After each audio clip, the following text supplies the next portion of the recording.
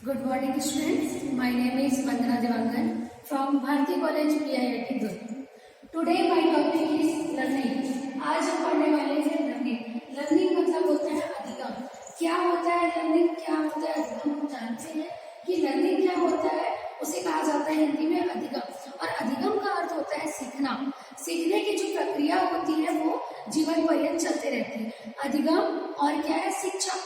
जो सीखने की प्रक्रिया होती है और जो शिक्षा होती है वो एक साथ चलती रहती है, लेकिन जो शिक्षा की प्रक्रिया होती है एक एज के बाद वो रुक जाती है. जब बच्चा जन्म लेता है, जन्म लेने के बाद क्या होता है, उसका क्या है, अधिगम और शिक्षा जो है दोनों प्राप्त हो जाते हैं, स्टार्ट हो जाती है. बच्चे का जो अधिगम की जो प्रक्रिया है वो स्टार्ट हो जाती है.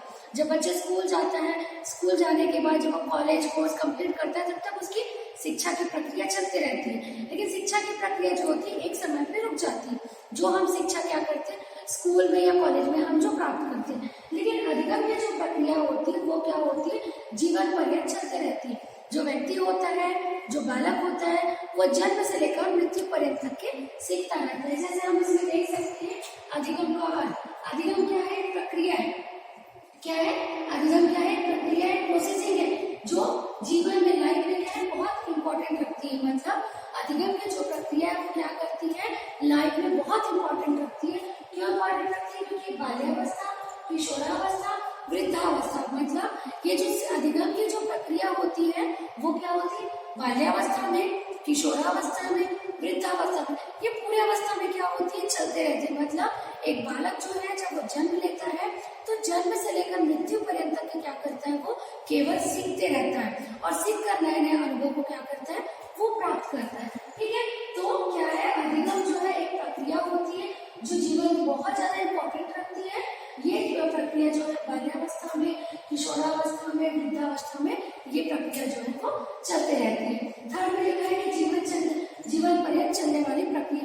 मतलब क्या है कि जो अधिगम की जो प्रक्रिया होती है वो क्या होती है, जीवन पर्यंत चलने वाली प्रक्रिया होती है. हम देख सकते हैं कि ये बाल्यावस्था में भी होती है, किशोरावस्था में भी होती है, वृद्धावस्था में भी होती है. तो मतलब बालक जब जन्म लेता है तो जन्म लेने के बाद वो जो प्रक्रिया होती है वो क्या करती है, जीवन पर्यंत चलते रहती है. और जब जीवन पर्यंत ये प्रक्रिया चलते रहती है तो बालक क्या लगातार सीखते रहता है. केवल बालक ही नहीं, हर एक व्यक्ति अपने जीवन में हर पल, हर क्षण कहीं ना कहीं से कोई ना कोई ज्ञान प्राप्त करता ही है.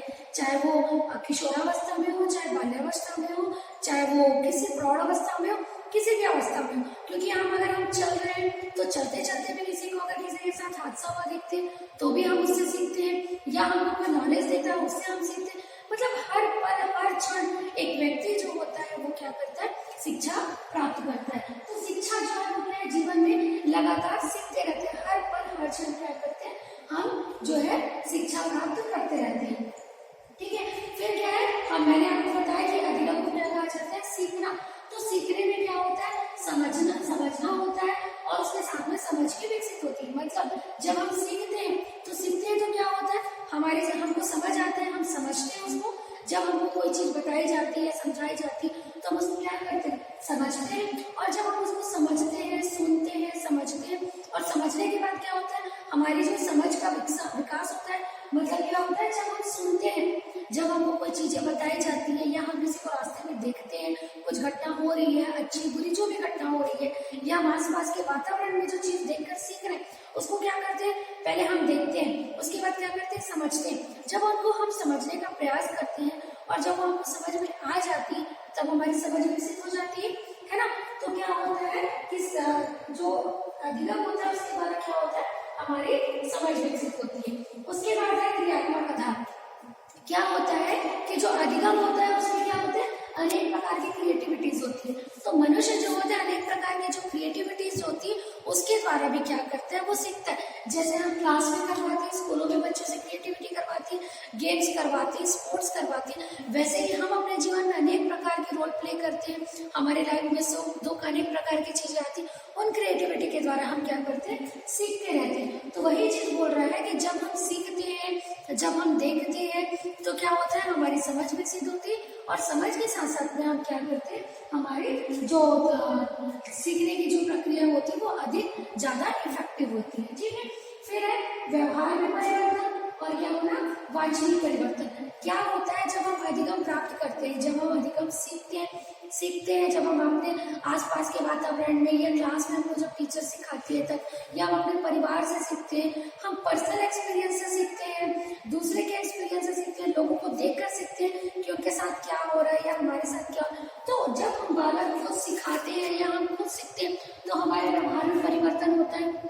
अगर हम अच्छा एक्सपीरियंस लेते हैं तो हमारे व्यवहार में पॉजिटिव परिवर्तन होगा, अगर हमको अच्छा एक्सपीरियंस नहीं मिलता है तो हमारे व्यवहार में निगेटिव परिवर्तन होता है। तो मतलब हम जब सीखते हैं तो सीखने के साथ में जो हमारा एक्सपीरियंस होता है वो पॉजिटिव भी हो सकता है और वो निगेटिव भी हो सकता है। उसी प्रकार क्या होता है कि बालक में क्या होता है, व्यवहार में परिवर्तन होता है। और जब हम अच्छी सीख देते हैं, जब हम क्लास में जब हम बच्चों को पढ़ा रहे हैं, अच्छा सीख देते हैं, तो बालक में क्या वांछनीय परिवर्तन होता है। हम जैसा उसमें परिवर्तन चाहते हैं वैसा हम परिवर्तन बच्चों में कर सकते हैं। ठीक है, फिर है क्या है, जीवन अलग अलग कौशलों को सिखाता है। मतलब क्या होता है, एक व्यक्ति जो होता है जन्म से लेकर मृत्यु पर्यंत तक सीखते रहता है।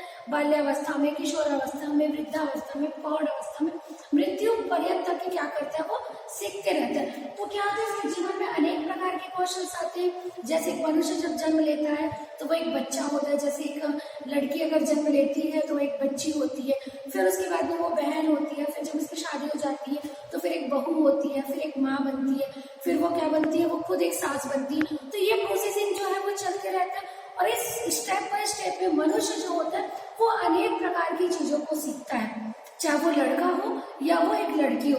हर किसी की लाइफ में क्या है, ये स्टेप बाय स्टेप जो चलता रहता है। जब वो क्या होता है, बाल्यावस्था में होता है, फिर किशोरावस्था में होता है, तो अनेक प्रकार की जो अवस्था होती है उसमें अनेक प्रकार की चीजों को क्या करना पड़ता है, बालक जो है वो सीखते जाता है। तो साथ साथ जब बच्चा क्या होता है, स्कूल में होता है तो स्टूडेंट के बिहेवियर को सीखता है कि वो स्टूडेंट लाइफ में कैसे रहना चाहिए। जब वो जॉब की लाइन पे जाता है तो उसे अपने प्रोफेशनल लाइफ में कैसे रहना चाहिए। स्टूडेंट अपने प्रोफेशनल और पर्सनल लाइफ को भी अलग करना सीखते हैं। जब हम छोटे रहते हैं तो हमको पर्सनल और प्रोफेशनल लाइफ क्या होता है हमको ये नहीं समझ आता, लेकिन जब हम जैसे जैसे सीखते जाते हैं, जैसे जैसे हमारी एज बढ़ती जाती है, जैसे जैसे हमको समझ आते जाता है, वैसे हम क्या करते हैं, हम अपने प्रोफेशनल और पर्सनल लाइफ को भी समझने का प्रयास करते हैं और हम समझ जाते हैं। और फिर क्या होता है, हमारे व्यवहार में परिवर्तन हो जाता है।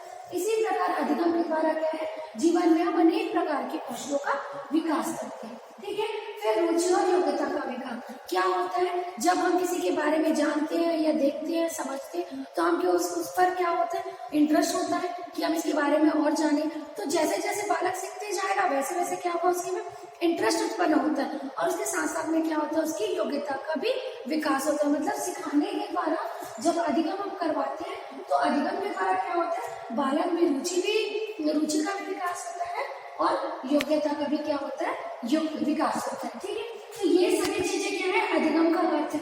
इस प्रकार से हमने क्या किया, अधिगम को समझा है। ठीक है, अब हम देखते हैं अधिगम की परिभाषा। क्या है अधिगम की परिभाषा? अधिगम की परिभाषा है कि अधिगम को आदतों, ज्ञान एवं वृत्तियों का अर्जन कहा जाता है। इसके अनुसार प्रो एंड प्रो के अनुसार क्या कहा जाता है, आदतों का, ज्ञान का और अभिवृत्ति का अर्जन। मतलब क्या होता है कि अधिगम के द्वारा क्या होता है, जो आदतें होती है उनकी जो आदतें होती है वो होता है बच्चे का, जैसे जैसे एज बढ़ती जाती है वैसे वैसे उसके व्यवहार में परिवर्तन होता है, उसके हैबिट्स में चेंजेस होते हैं। छोटे बच्चों के हैबिट्स कुछ अलग होते हैं। ठीक है, तो जैसे जैसे वो आगे बढ़ते जाता है, ज्ञान प्राप्त करते जाता है, जब हम कोई चीज को सीखते हैं तो क्या होता है, हमें ज्ञान अर्जन होता है, हम ज्ञान को सीखते हैं। तो वैसे वैसे क्या होता है, व्यक्ति के या मनुष्य के या बालक के जीवन में क्या होता है, जो व्यवहार जो है वो क्या होता है, परिवर्तन होते जाता है। ठीक है, वही अर्जन है। दूसरा है व्यवहार के कारण व्यवहार में उत्पन्न होने वाला परिवर्तन ही क्या कहलाता है, अधिगम कहलाता है। व्यवहार के कारण जो व्यवहार में परिवर्तन होता है, व्यवहार के कारण व्यवहार का मतलब जैसे किसी व्यक्ति का नॉर्मल व्यवहार है, वो किसी क्या करता है, क्रिएटिविटी करता है, और वो क्रिएटिविटी करने के कारण क्या करता है, वो सीखता है। जब बालक क्या करता है अपने क्रिएटिव, कई बालक जो होते हैं बहुत नटखट होते हैं, तो क्या करते हैं, वो उसको कुछ ना कुछ करने का प्रयास करते हैं। किसी बच्चे को आप कोई चीज इंस्ट्रूमेंट दे देंगे, उसको क्या करेगा, वो अच्छा खासा बना रहेगा, उसको तोड़ मरोड़ के खराब कर देगा, या तोड़ मरोड़ के जो खराब हुई चीज है उसको बना देगा। तो वो उसकी जो शैतानी हरकतें बोल सकती है या नॉर्मल जो उसका बिहेवियर बोल सकती है, उसमें क्या होता है, व्यक्ति अपने व्यवहार के द्वारा क्या नई नई व्यवहारों को क्या करता है, अर्जन करता है, और इसी के द्वारा क्या करता है, बालक जो होता है वो सीखता है। तो अधिगम क्या होता है, अधिगम केवल क्या कहा जाता है, सीखने क्या होता है, बालक जो होता है वो जीवन पर्यंत क्या करता है, सीखते रहता है। ठीक है, हमने पढ़ा लर्निंग, लर्निंग में क्या पढ़ा, लर्निंग का मीनिंग पढ़ा और क्या पढ़ा, लर्निंग का डेफिनेशन पढ़ा। ठीक है, अब हम पढ़ते हैं अधिगम की विशेषताएं। अधिगम की यहाँ पे हम देख सकते हैं 9 विशेषताएं हैं। सबसे पहले है जीवन पर्यंत चलती है। क्या होती है अधिगम की सबसे बड़ी विशेषताएं, क्या होती है इसकी कैरेक्टरिस्टिक्स ये होती है कि यह जीवन पर्यंत चलने वाली क्या होती है, प्रक्रिया होती है। मतलब अधिगम जो होता है वो क्या होता है, जीवन पर्यंत चलते रहती है। जब बालक जन्म लेता है और जन्म लेने के बाद जब तक उसकी मृत्यु नहीं होती तब तक क्या होता है, व्यक्ति जो है वो सीखते रहता है। क्या होता है, जब भी उसकी सांसें छूटती है, जब वो सांसें उसकी खत्म हो जाती है, वो पूरा उसकी मृत्यु हो जाती, तभी क्या होता है, वो क्या करता है, अधिगम करना या सीखना जो होती है वो प्रक्रिया वहीं पे स्टॉप हो जाती है। लेकिन उससे पहले क्या होता है, अधिगम की प्रक्रिया जो होती है जीवन पर्यंत क्या करती है, चलते रहती है। ठीक है, दूसरा है व्यवहार में परिवर्तन। अब व्यवहार में परिवर्तन कैसे होगा, जब हम सीखते जाएंगे, जब हमें नॉलेज प्राप्त होगा, जब हम किसी चीज को देखेंगे, देखने के बाद क्या होगा, हमारी समझ विकसित होगी। समझ विकसित होगी जब हम उसके बारे में जानेंगे कि ये अच्छा है कि बुरा है, तो हमारे व्यवहार में ऑटोमेटिक परिवर्तन आएगा, है ना। जब हम बच्चों को नॉलेज देते हैं, जब हम बच्चों को बताते हैं, हम छोटे से बच्चों को नॉलेज देते हैं कि बेटा किसी का टिफिन छीन के खाना गलत बात है, या पेंसिल लेके आना गलत बात है, या फिर टिफिन शेयरिंग करना अच्छी बात है, तो बच्चा क्या करता है, उसको सीखता है कि जब स्कूल में जब बच्चा जाता है तो हम उसको सिखाते हैं कि आप टिफिन शेयरिंग कीजिए, लेकिन किसी के सामान को बिना पूछे नहीं लेना है। तो ये सीखना हुआ ना, हम बच्चों को यही चीज सिखाते हैं, छोटे बचपन से हम बच्चों को सिखाते हैं कि हमको चोरी नहीं करना है, झूठ नहीं बोलना है, किसी की पॉकेट नहीं मारनी है, अगर हमको दिख गया तो हमको रिटर्न करना है, अगर हमको पता है कि ये चीजें किसी व्यक्ति की है तो हमको क्या करना है, रिटर्न करना है। तो जब हम बालक को ये सिखाते हैं तो क्या होता है, उसके व्यवहार में परिवर्तन होता है, उसको समझ आता है कि हाँ कौन सी चीजें अच्छी है और कौन सी चीजें बुरी है। पहले बच्चों को नहीं पता होता है, फिर क्या होता है, जैसे जैसे उसको पता चलते जाता है, बालक के व्यवहार में क्या होता है, परिवर्तन होते जाता है। फिर है एक सार्वभौमिक प्रक्रिया। अधिगम क्या है, एक सार्वभौमिक प्रक्रिया है। क्या होता है, सीखना जो होता है केवल मानव जीवन में ही नहीं, जीव जंतु जो होते हैं वो भी क्या करते हैं, सीखते रहते हैं। जैसे कि हमने देखा होगा, आप लोगों ने भी देखा होगा, जैसे हम लोग डॉगी को घर पे रखते हैं, कैट को रखते हैं, तो सबसे ज्यादा अगर आप देखेंगे तो डॉग जो रहता है वो घर पे रहता है, जिसको हम लोग सिखाते हैं, डॉग को भी सिखाते हैं सेकंड करना, बैठना, उठना, वॉक करना, हम सब चीज सिखाते हैं। तो क्या होता है, वो जानवर में जो होता है वो क्या होता है, अधिगम करना सीख जाता है। जैसे क्या होता है, जैसे जैसे हम उसको सिखाते जाते हैं वैसे वैसे क्या होता है, वो सीखते जाता है। ठीक है, फिर क्या है, तो यही बोला जाता है कि सार्वभौमिक प्रक्रिया है, जो सभी में ये प्रक्रिया जो होती है वो लगातार चलती रहती है, जन्म से लेकर मृत्यु पर्यंत। फिर क्या है, समायोजन की प्रक्रिया। समायोजन की प्रक्रिया कैसी है कि जब हमको अधिगम मिलता है, जब हम सीखते हैं, तो हम जब सीखते हैं, हमको उसके बारे में नॉलेज होता है, तो हम समायोजन करना सीख जाते हैं, है ना। हम अपने क्या बोलते हैं, परिस्थिति के साथ अपना समायोजन करना सीख जाते हैं, उसके साथ संतुलन बनाना सीख जाते हैं। तो जब हमको सीखते जाते हैं, तो सीखने के साथ साथ में क्या होता है, हम अपने वातावरण के साथ या परिस्थिति के साथ क्या कर सकते हैं, समायोजन भी कर सकते हैं। फिर उद्देश्यपूर्ण प्रक्रिया क्या होती है, अधिगम जो होता है वो क्या होता है, एक उद्देश्यपूर्ण प्रक्रिया होती है। मतलब इसका कोई ना कोई उद्देश्य होता है। जब हम किसी को सिखाते हैं या बताते हैं तो क्या होता है, उद्देश्य होता है। जैसे हम बच्चों को अच्छी चीजें सिखाना चाह रहे हैं तो हमारा उद्देश्य है कि बच्चा क्या करे, शिष्टाचार बने। अगर हम बच्चों को ये सिखा रहे हैं कि ये चीजें गलत है, मतलब हमारा क्या उद्देश्य है कि बच्चा जो है वो बुरी आदतों को ना सीखे। तो सीखने की जो प्रक्रिया होती है वो क्या होती है, उद्देश्यपूर्ण होती है। बिना उद्देश्य के क्या हो सकता है, ये अधिगम की प्रक्रिया क्या होती है, पूरी नहीं हो सकती है। फिर विकास की प्रक्रिया क्या होता है, विकास की प्रक्रिया जो अधिगम जो प्रक्रिया होती है वो विकास की प्रक्रिया होती है। जैसे जैसे हम ज्ञान प्राप्त करते जाएंगे, जैसे जैसे हम सीखते जाएंगे, वैसे वैसे हमारी समझ का विकास होगा, है ना। वैसे वैसे हम सीखेंगे, हमको नॉलेज, हमारा जो है नॉलेज बढ़ेगा।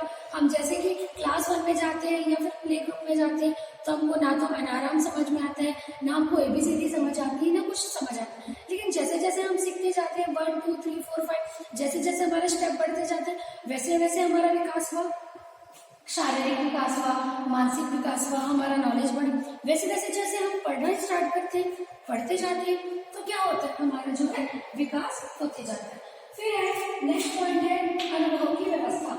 अनुभव की व्यवस्था क्या होता है, जब हमारा विकास होता है, हमारे समझ की विकास होती है, तब क्या होता है, हम अपने अनुभवों की व्यवस्था करते हैं। कैसे करते हैं? जैसे कि हमारे जो पास्ट के अनुभव है, जो हमने अपने लाइफ में देखा है, स्कूल लाइफ में देखा है, कॉलेज लाइफ में देखा है, या जॉब की लाइफ में देखा है, या हमारे पर्सनल लाइफ में हमने देखा है, तो उस अनुभव को भी याद करते करते क्या करना, हम उस वर्तमान में, प्रेजेंट में, उस अनुभव के अनुसार हम क्या कर सकते हैं, अपने कार्य को कर सकते हैं। जैसे कुछ ऐसे कार्य होते हैं जिसको हम क्या करते हैं, पास्ट से रिलेट करके, कोरिलेट करके हम क्या करते हैं, उस अनुभव की व्यवस्था को करते हैं। फिर है लास्ट है अधिगम विकास की प्रक्रिया। क्या है अधिगम? जो होती है वो विकास की प्रक्रिया है। ठीक है, जैसे जैसे हम अधिगम प्राप्त करते जाएंगे, सीखते जाएंगे, वैसे वैसे क्या होगा, विकास की प्रक्रिया जो है वो चलते रहेगी। फिर क्रिया एवं वातावरण का परिणाम क्या होता है? अधिगम जो होता है वो क्या होता है, क्रिया और वातावरण का परिणाम होता है। मतलब क्या होता है, जब बच्चा सीखता है, जब बच्चा कोई क्रिएटिविटी करता है या कार्य करता है, तो क्या करता है, उसके कार्य को सीखता है, और क्या होता है, वो वातावरण का परिणाम होता है। क्यों होता है कि जब बच्चा सीखता है तो कोई ना कोई वातावरण होगा, कोई ना कोई इन्वायरमेंट होगा, तो बालक क्या करता है, उस इन्वायरमेंट के साथ क्या करता है, समायोजन स्थापित करने का प्रयास करता है, और क्या करता है, वो धीरे धीरे उस परिस्थिति के अनुसार क्या करता है, सीखते जाता है और जीवन में आगे बढ़ने का प्रयास करता है। तो इसी प्रकार आज हमने पढ़ा अधिगम क्या है, अधिगम की परिभाषा और अधिगम की विशेषता।